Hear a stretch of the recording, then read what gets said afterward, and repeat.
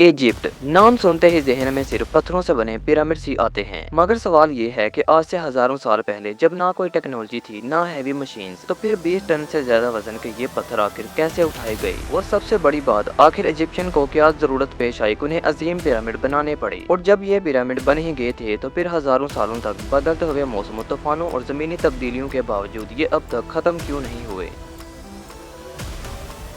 Pyramids असल में Egyptian Feroz के टोम्स यानी कब्रें हुआ करती थीं।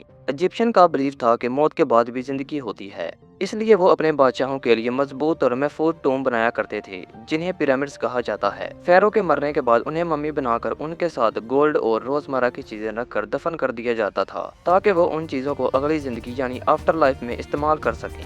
और अगर बात की जाए कि इजिप्ट में टोटल कितने पिरामिड मौजूद हैं, तो तारीख में की जाने वाली डिस्कवरी में 100 से ज्यादा पिरामिड डिस्कवर हुए हैं। सबसे मशहूर पिरामिड गीजा पिरामिड है, जहां 3 बड़े पिरामिड मौजूद हैं, जिनमें सबसे बड़ा पिरामिड खुफू पिरामिड है और साथ ही खाफरे और मेंकोरे पिरामिड हैं। लेकिन हैरत की बात यह है, कितने हजार साल गुजरने के बाद भी ये पिरामिड अपनी असली हालत से ज्यादा नहीं बदले, क्योंकि ये पिरामिड मजबूत पत्थरों, लाइमस्टोन और ग्रेनाइट से बनाए गए थे और इजिप्शियन की परफेक्ट इंजीनियरिंग ने उन्हें जमीन पर मजबूती से जमाए रखा है, इसलिए ये आज भी खड़े हैं। अगर बात की जाए कि इन पिरामिड को बनाने में कितना वक्त लगा, तो मिसाल के तौर पर अगर गीजा के एक पिरामिड को देखा जाए तो उसे बनाने में टोटल 20 साल लगे, जिसकी तामीर में हजारों लोग दिन रात मेहनत करते थे। ये लोग कोई स्लेव नहीं बल्कि तनख्वाह पर काम करने वाले स्किल्ड वर्कर थे। इजिप्शियन पिरामिड के कुछ फैक्ट आज भी दुनिया को हैरान करते हैं, क्योंकि ये पिरामिड दुनिया के 7 अजूबों में से एक है, जो हजारों सालों तक दुनिया के सबसे बुलंद मैन मेड स्ट्रक्चर में से पहले नंबर पर रहा है।